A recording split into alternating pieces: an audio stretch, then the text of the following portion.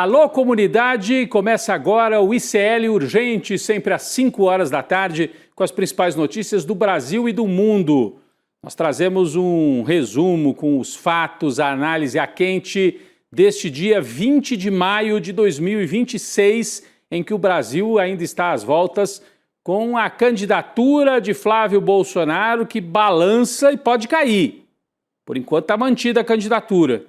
Nas pesquisas, ele começou a despencar. Nós vamos falar bastante ainda sobre isso nesta edição do ICL Urgente, com a atualização de notícias feita pela Laura Couto, já está na nossa redação do ICL. Boa tarde, Laura. Boa tarde, Rodrigo. Boa tarde para você, nosso espectador que está nos assistindo ou pelos nossos canais do YouTube ou também, claro, pelos nossos canais parceiros. Hoje, mais um dia chamando vocês para participarem do nosso Papo Legal. A nossa enquete vai subir já lá na nossa sala do ICL Urgente, mas eu trago aqui para vocês. A nossa pergunta é: quem vai ser o próximo bolsonarista a pular do barco do Flávio Bolsonaro? E aí a gente colocou lá 4 opções: Sérgio Moro, o Valdemar Costa Neto, o Tarcísio de Freitas ou outro. Aí você comenta lá no chat quem você acha que vai ser o próximo bolsonarista a pular do barco. A gente também está com uma sala viral hoje, lá no Papo Legal, que é: Flávio Bolsonaro disputa a presidência ou retira a candidatura? Também dá para você entrar lá e deixar a sua opinião, também tem uma enquete rolando. E queria aproveitar, já que você está aqui, pedir para você deixar o seu like, se inscrever no nosso canal e comentar no chat de onde você está assistindo o ICL Urgente. Vamos lá. Será, Laura? Gostei da pergunta aí no Papo Legal. É o Moro o próximo a pular fora? A cara dele ontem estava péssima, hein, Laura? Naquela coletiva que nós mostramos do Flávio lá em Brasília. O Moro com uma cara terrível. Onde que eu fui parar, né? Parecia dizer o Sérgio Moro. Boa tarde para todas e todos. Entrem lá no Papo Legal, deixe sua mensagem. Entre aqui no nosso chat também, se inscreva no canal. Boa tarde para você que mora nesse país em que a direita deu um prazo de 15 dias para o Flávio Bolsonaro se recuperar nas pesquisas, para provar que tem viabilidade eleitoral e para ver se não surge nenhum fato novo. Todo dia tem novidade na história do Flávio Bolsonaro. Sabe aquele cara que conta uma mentira, depois tem que contar a segunda, terceira, quarta, e aí não para mais de mentir e se enrola inteiro, né? Estão surgindo até nomes alternativos, já que o Flávio poderia ficar inviável. Nomes que parecem surgidos da tumba. Aécio Neves, o PSDB está cogitando lançar Aécio Neves para presidente, para ocupar o espaço vazio deixado aí na direita. Outro nome, Joaquim Barbosa, nunca foi candidato, mas foi ministro do Supremo Tribunal Federal, você se lembra bem dele. Daqui a pouco vamos trazer esses fatos todos ao vivo aqui no ICL Urgente. Mas vamos começar pelo escândalo, né? Pelo escândalo do Flávio Bolsonaro envolvido até o pescoço com o banqueiro bandido Vorcaro. O pré-candidato à presidência foi reembolsado pelo Senado Federal por causa de uma viagem feita a São Paulo um dia depois de Vorcaro ser liberado da prisão em 2025. É a manchete, apuração exclusiva do ICL, manchete no nosso site. Entra lá também e dá uma olhada nos detalhes, mas eu vou trazer aqui para você. De acordo com o portal da Transparência, a viagem do Flávio Bolsonaro ocorreu no dia 29 de novembro do ano passado. Ontem, você se lembra? Flávio admitiu que foi a São Paulo para visitar Vorcaro na casa do banqueiro, né? Logo depois do dono do Master passar a usar a tornozeleira eletrônica, o que aconteceu no dia 28. Vai juntando os pontos aí. Dia 28... o Vorcaro é liberado da primeira prisão, vai para casa com tornozeleira. Dia 29, o Flávio pega o avião e vai para São Paulo.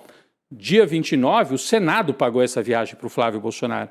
O Senado pagou o Flávio, nós temos até aqui o print, né, daquele cartão de embarque, da reserva da passagem. Está aqui, ó. Seu voo para Brasília, Congonhas-Brasília, São Paulo. Esse aqui já era a volta, né? 9 horas da noite. Ele passou o dia em São Paulo e 9 horas da noite pegou o voo de volta. Está aqui, ó. Flávio Bolsonaro, 2 bagagens incluídas, voo 6008, com destino ao aeroporto Juscelino Kubitschek, em Brasília. A Laura tem mais detalhes sobre isso, não é, Laura? Porque foi mais de uma viagem. Teve essa do dia 29, mas ele fez uma sequência de viagens ali, né? Isso, Rodrigo. O Flávio Bolsonaro esteve em São Paulo 3 vezes durante os dias 29 de novembro e 5 de dezembro de 2025, que é o período em que ele teria visitado o banqueiro Daniel Vorcaro. No dia 29 de novembro, que é essa passagem que você mostrou, o Flávio pediu reembolso para o Senado das 2 passagens e o custo total de ida e volta foi de R$ 2.630. Dias depois, no dia 1º de dezembro, o Flávio Bolsonaro fez o mesmo trajeto e também foi reembolsado agora em R$ 2.920. O senador voltou a viajar para São Paulo no dia 4 de dezembro de 2025, de novo com passagens ressarcidas pelo Senado, agora no valor de R$ 5.787. É importante, Rodrigo, a gente frisar aqui que as passagens aéreas dos senadores estão incluídas na cota para exercício da atividade parlamentar. Mas fica claro aí, né, que é apenas para atividade parlamentar. O benefício tem um valor variável para cada estado. O ICL Notícias, então, perguntou para o senador Flávio Bolsonaro se ele arcou com as despesas de locomoção desse encontro de caráter privado com o Vorcaro, mas a gente ainda não obteve resposta, Rodrigo.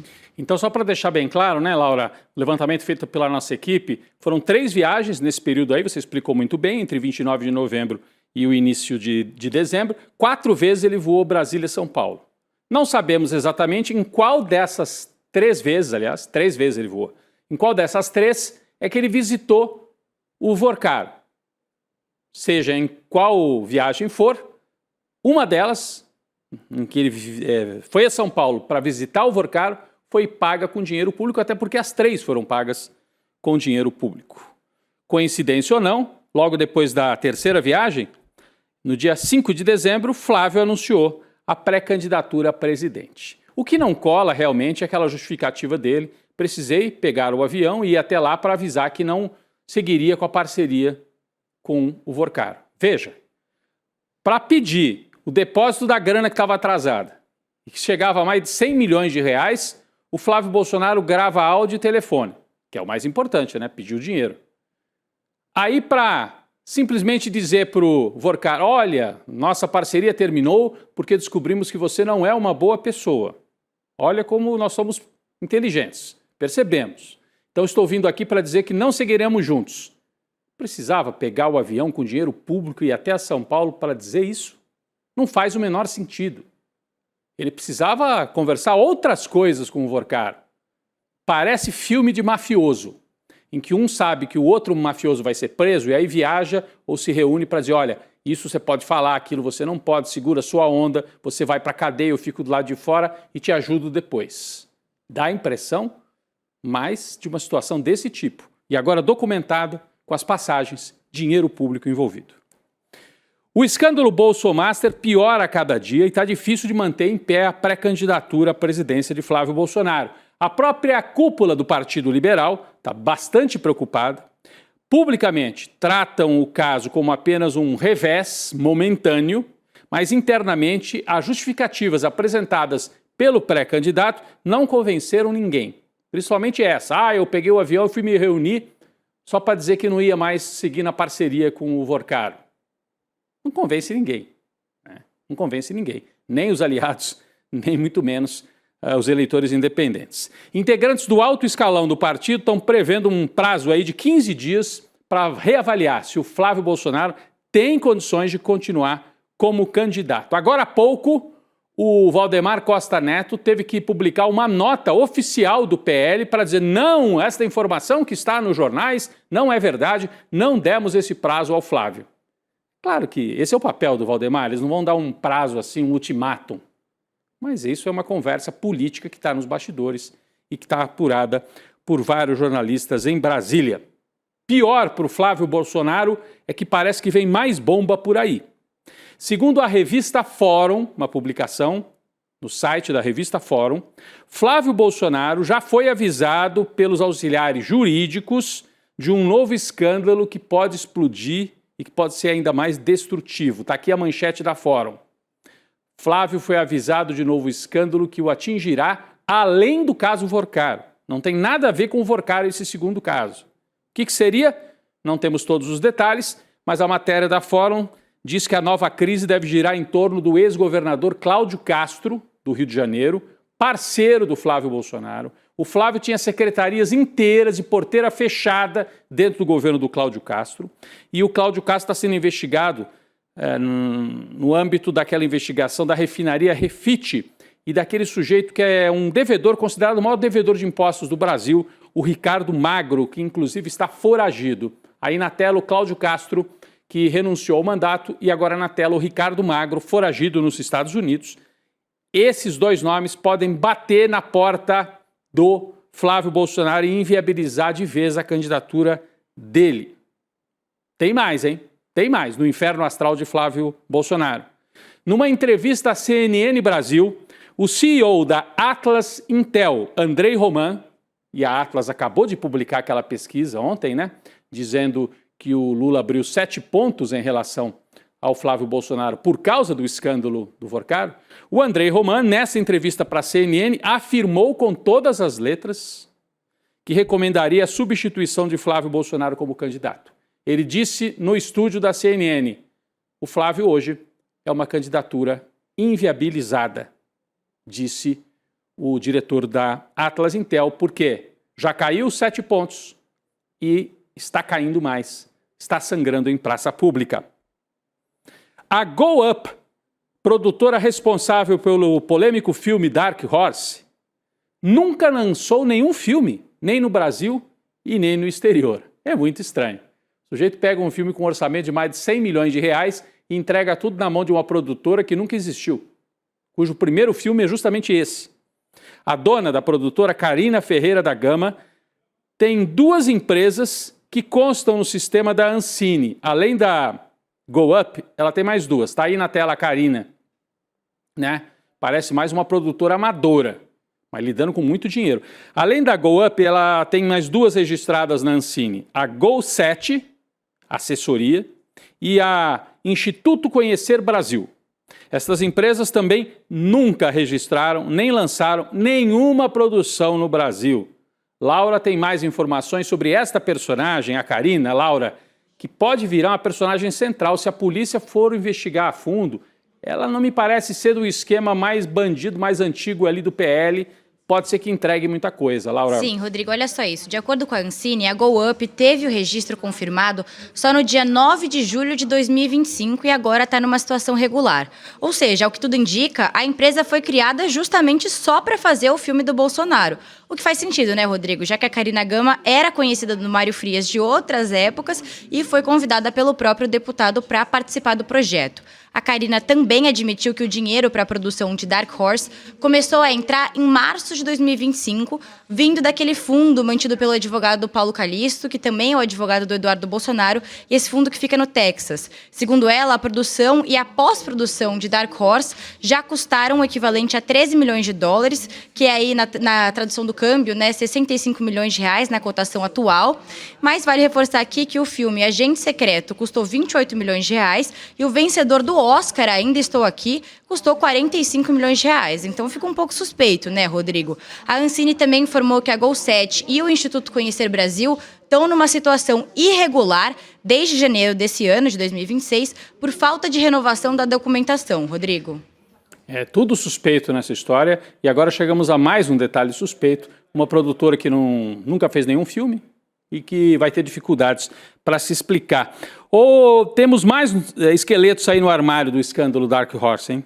Essa ONG, Instituto Conhecer Brasil, que a Laura acabou de citar, uma das empresas, né, ligadas a Carina, essa moça que apareceu aí no telão, a ONG, Instituto Conhecer Brasil, investigada pelo Ministério Público de São Paulo e pela Polícia Civil, apresentou ao menos 16 milhões de reais em notas fiscais que foram canceladas. Espera aí, como é que é isso? Prestou serviço para a Prefeitura de São Paulo, emitiu nota e cancelou. O objetivo era justificar a despesa. Aí não estamos falando mais do filme, mas de outros serviços que as empresas da Carina prestavam para a Prefeitura de São Paulo. Um contrato de 100 milhões de reais da empresa dessa Carina com a Prefeitura do Ricardo Nunes para instalar Wi-Fi gratuito nas praças de São Paulo. O instituto, que é presidido pela Carina,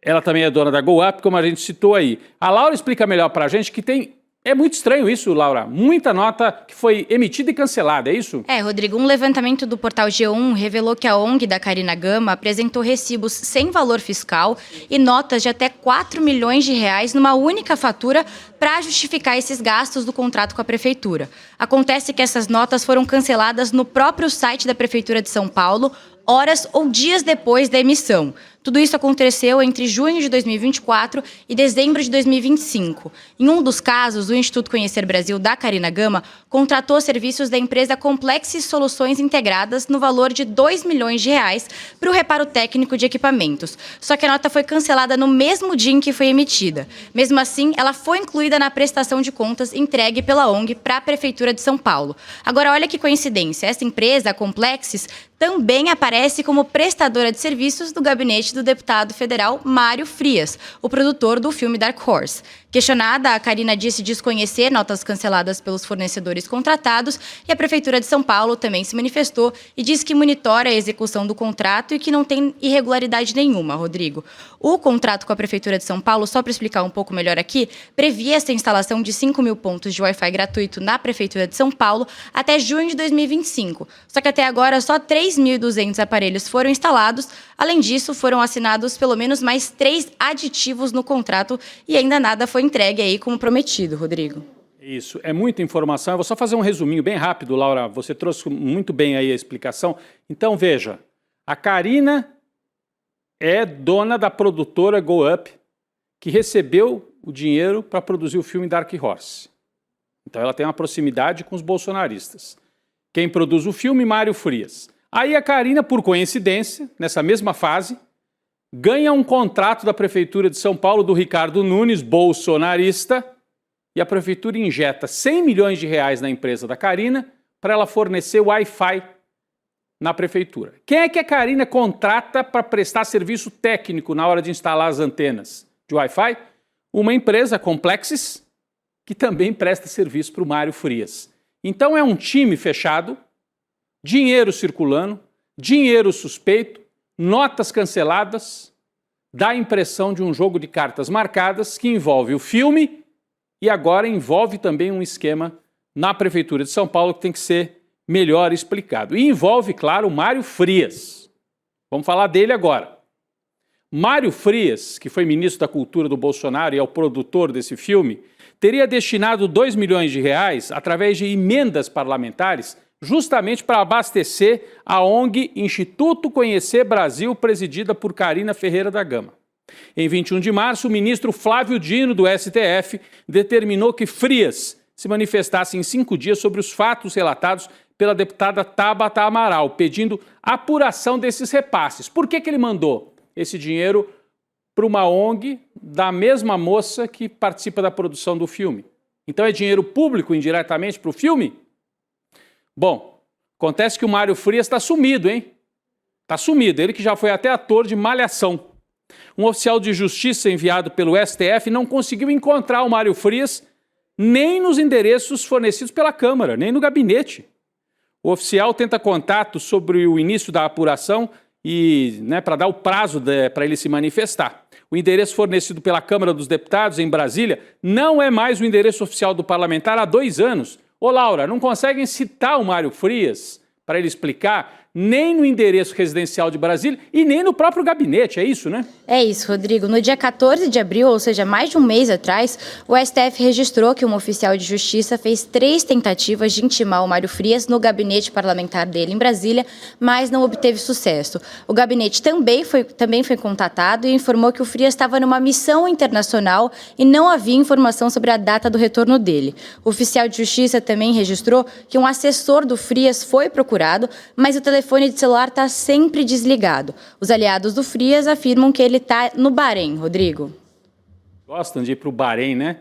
Lá daquela região vinham as joias para a família Bolsonaro, aquelas joias que o Bolsonaro foi dando um jeito de surrupiar, né? Levar com ele quando saiu da presidência. O que o Mário Frias está fazendo no Bahrein a essa altura do campeonato? Ele não é deputado, não? Está de licença? Não está de licença.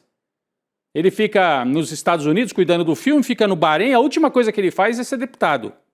Precisava dar um jeito de aposentar essa turma da Câmara dos Deputados, né? Olha, esse escândalo do Dark Horse serviu também para provar algo que a gente já sabia, né? Mas que na extrema-direita, a frase que vale é a seguinte: ninguém segura a mão de ninguém. O site da revista Fórum fez aqui um levantamento, a gente vai reproduzir daqui a pouquinho, a lista atualizada de influencers bolsonaristas que pularam do barco. Dizem que quando o barco está afundando, né, os ratos são os primeiros a pular na água. Mas eu não estou chamando ninguém de rato aqui. Às vezes esses que estão pulando são até os menos desonestos aí da história. Vamos conferir quem é que já está pulando do bolsonarismo?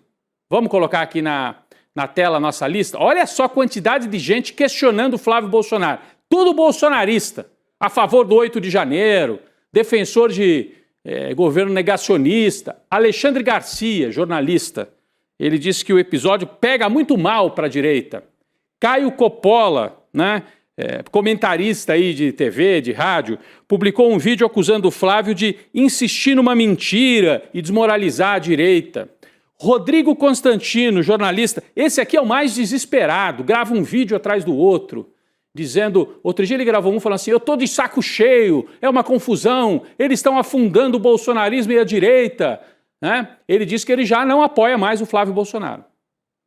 Ana Paula Henkel, que hoje em dia é analista política, mas já foi jogadora de vôlei, essa aqui disse que ela exige transparência total para saber os recursos do filme, se foram mesmo para o filme, cobrou o Eduardo Bolsonaro e o próprio Mário Frias. Roger Moreira, do Ultraje a Rigor, bolsonarista, antipetista, antilulista, está também num desespero danado. Ele e o Luiz Ernesto Lacombe, jornalista, pularam fora também, diz não dá mais para ficar ao lado do Flávio. O Lacombe, trabalhei até com ele na época da TV Globo, mas ele virou um direitista um pouco alucinado, agora tomou até um golpe do Alan dos Santos. Que tristeza. Jeffrey Chiquinini, advogado do Felipe Martins, também afirmou estar sem chão com essa situação revelada no envolvimento com o Vorcaro. Romeu Zema e Ronaldo Caiado, esses aí vocês viram, candidatos da direita, estão tentando surfar, dizendo que o Flávio precisa se explicar, estão tentando capturar os votos do Flávio. E o Ricardo Salles, que foi ministro do Bolsonaro, foi abandonado, queria ser o candidato a senador apoiado pela família, foi chutado pela família, agora está dando troco. Classificou a relação do Flávio com o Vorcaro como imoral. Boa parte deles está feito barata tonta. E a gente olhando esse quadro, eu peço para manter mais um pouquinho aqui, eu posso dizer com toda certeza, é a maior crise vivida pelo bolsonarismo desde que Jair Bolsonaro se lançou candidato em 2017, 2018. Nunca passaram por uma crise de desconfiança com todo mundo pulando fora como acontece agora. Nem quando o Bolsonaro perde a reeleição, nem na pandemia, nem quando o Bolsonaro depois é processado e preso pelo 8 de janeiro, em nenhum momento houve essa perda de apoios como agora. É a grande crise do bolsonarismo, muita gente de olho na direita para ver se fica, né, com esse bastão, pega o bastão da família Bolsonaro, aposenta a família Bolsonaro, manda para cadeia mais um ou dois filhos e a direita tenta se reconfigurar agora sem o Jair. Mas é uma crise sem precedentes na extrema-direita e especialmente no bolsonarismo. O Rodrigo Constantino, que eu disse que é o mais desesperado aí, acabou sendo demitido, desligado de uma rádio, da rádio bolsonarista Auriverde, porque ele começou a criticar o Flávio e cobrar, quero explicações sobre essa coisa do dinheiro. O que fez a Auriverde? Demitiu, disse, ó, aqui nessa rádio ou fala bem do Flávio até na hora da corrupção ou não tem emprego para você. O Rodrigo Constantino foi demitido, está brigando com o sujeito da rádio, o sujeito da rádio gravou um vídeo contra ele. Olha, é briga, pancadaria para todo lado. Sobraram alguns ainda do lado do Flávio. Mas essa turma que usou a arminha, defendeu o Bolsonaro até no genocídio ali da pandemia, defendeu de todas as formas, entrou em desespero, porque Flávio Bolsonaro é um pouco demais para se carregar numa campanha dessas. Temos ainda informações sobre o ex-secretário de Cultura do governo Bolsonaro, André Porciúncula. Vocês lembram desse cara, desse nome? Ele afirmou ser o dono da mansão avaliada em cerca de 3 milhões e 800 mil reais nos Estados Unidos. O problema é que essa mansão estaria ligada ao Mercury Legacy Trust, fundo privado de gestão de patrimônio, que seria abastecido com dinheiro de quem? De quem, adivinhe?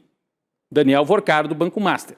E o Mercury é diretamente vinculado às empresas do Paulo Calixto, que por sua vez é advogado do Eduardo Bolsonaro. Laura, não para de aparecer desdobramento dessa crise. Mais essa agora. Rodrigo, e também são sempre as mesmas pessoas envolvidas, né? O Porciúncula, olha só, ele ganhou espaço no bolsonarismo ao lado do deputado Mário Frias. Sim, ele de novo. Primeiro, o Porciúncula foi secretário de Fomento à Cultura e depois ele entrou no comando da Secretaria Especial de Cultura no fim do governo Bolsonaro. Durante a gestão, ele ficou conhecido por ataques à Lei Rouanet, clássico do bolsonarismo.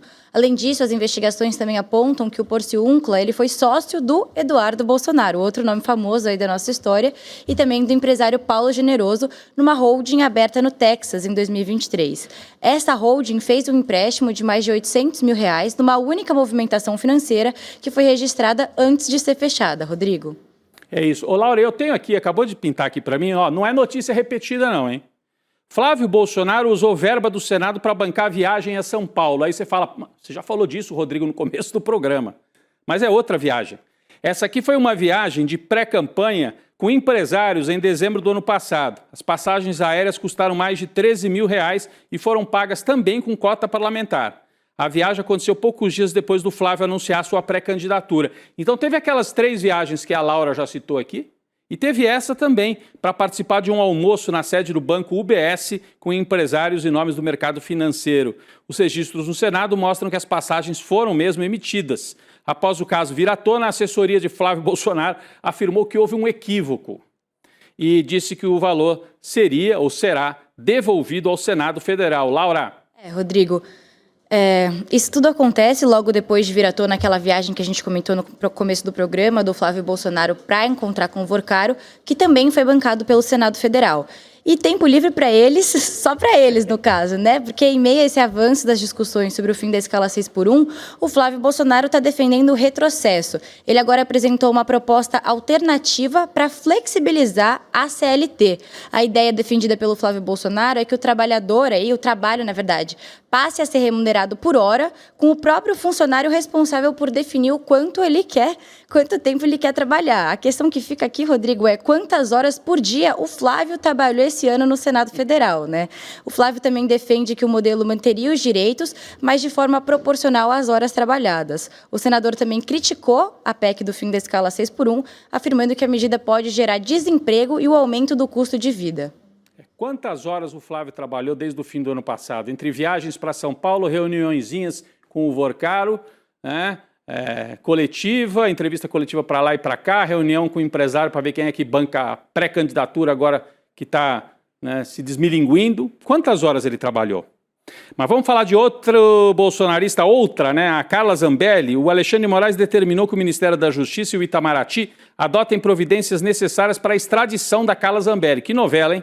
A decisão foi assinada após a Corte de Roma autorizar a entrega da ex-deputada ao Brasil. Mas faltam detalhes burocráticos ainda lá na Itália. Deixa eu virar para o lado de cá, para a gente falar o seguinte. A Zambelli foi condenada pelo STF a 10 anos de prisão pelos crimes de falsidade ideológica e invasão do dispositivo informático do CNJ. Fora aquele outro caso em que ela surgiu de arma na mão. Ela tem 2 condenações. 2. Uma é essa aqui, né? Da invasão do site do CNJ, e a outra é andar armada na véspera da eleição. Agora, a primeira turma da corte rejeitou os recursos apresentados pela defesa, considerou que não havia mais possibilidade de novos questionamentos judiciais. A Zambelli vai ter que vir para Papuda, hein? Olha só. Eu tinha prometido no começo do programa, a direita está zonza. Está zonza com essa fraqueza do Flávio Bolsonaro e estão cogitando alternativas. O problema é que os nomes que aparecem estão saindo do túnel do tempo. Olha só, primeiro veio Joaquim Barbosa, ex-ministro do STF, que pode substituir Aldo Rebelo e ser o candidato no Partido Democracia Cristã. Lembram do Joaquim Barbosa? Ele é um nome previsto aí como alternativa da direita, ou da centro-direita nesse caso. Agora, o outro. Aí está o Joaquim Barbosa na tela, para quem não se lembrava dele. O outro nome previsto, além do Joaquim Barbosa, é Aécio Neves, esse mesmo. Aécio Neves, do PSDB. Eles queriam lançar o Ciro a presidente, o Ciro Gomes, não deu certo. Agora o Aécio, que estava quase liquidado lá em Minas, está cogitando a possibilidade de ser candidato à presidência pelo PSDB. Quem é que está faltando, hein? Falta só o Dallagnol agora voltar, conseguir cancelar aí a inelegibilidade dele e voltar a ser voltar para a política e ser candidato a presidente. É a volta para o passado à direita, perdida nesse momento da campanha. Laura Couto, mais um dia de muita notícia ao vivo aqui no ICL. Gente, obrigado pela parceria. Obrigada, Rodrigo. Antes de eu me despedir, eu queria trazer aqui o resultado da enquete que eu chamei no começo do programa, lá no Papo Legal, na nossa sala do ICL Urgente. O resultado é o seguinte: quem será o próximo a largar a mão do Flávio Bolsonaro? Quem ganhou foi o Sérgio Moro, o ex-ministro da Justiça do Jair Bolsonaro e agora senador. Ele ficou com 40% dos votos. Em seguida, depois, teve o Tarcísio de Freitas com 28% dos votos. O Valdemar Costa Neto, presidente do PL, com 24% dos votos. E o outro ficou só com 8%. Eu vi ali no chat o pessoal comentando da Michelle. Esse aí é o nosso resultado da enquete de hoje, Rodrigo. O Sérgio Moro, como eu comentei, Laura, a cara dele ontem de desânimo entrega tudo. Se ele puder pular fora, ele pula. Vamos ver. Valeu, Laura. Obrigado. O N2 volta. Valeu. O N2 vem aí daqui a pouco com mais notícia, mais atualização e comentários, mas eu queria deixar um convite mais uma vez para você assistir Bandidos de Farda, né? O documentário exclusivo aqui do ICL, com a apuração sobre os bandidos da época da ditadura militar, os bandidos de farda. Então você se inscreve para assistir o replay do documentário em iclurgente.com.br. Está aqui embaixo na tela, iclurgente.com.br, ou então você aponta o seu celular aqui para o QR Code e se inscreve. E aí você tem acesso a Bandidos de Farda, o documentário exclusivo do ICL. Vem aí o N2, o ICL Urgente volta amanhã. Valeu, gente.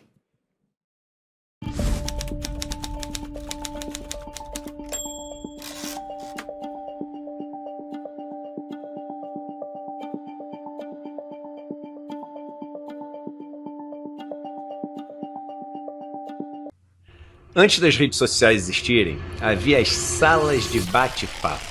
Elas foram a origem de tudo. E agora, elas voltaram com as ferramentas tecnológicas mais modernas que existem. Crie ou entre em salas de bate-papo ao vivo sobre qualquer assunto. Política, esportes, tecnologia, entretenimento, sempre tem uma sala rolando. Leu uma notícia e quer debater? Com um clique você abre uma sala direto da matéria. E todo mundo pode entrar. Alguém disse uma coisa a respeito? Pressione a mensagem e ative o fact-check com inteligência artificial. Em segundos, você sabe se é verdade ou se é mentira. Quanto mais você participa, mais lero-leros você ganha. E você pode usar eles para verificar fatos, acessar salas exclusivas e subir de nível, de novato até referência. Siga quem você admira, explore hashtags em alta e acompanhe suas próprias estatísticas. Exatamente como numa rede social. E sabe aquele grupo de WhatsApp que você abre e tem 1000 mensagens? No Papo Legal, a IA resume tudo para você, sem você precisar ler uma a uma. Papo Legal, o debate evoluiu. Acesse agora papolegal.app.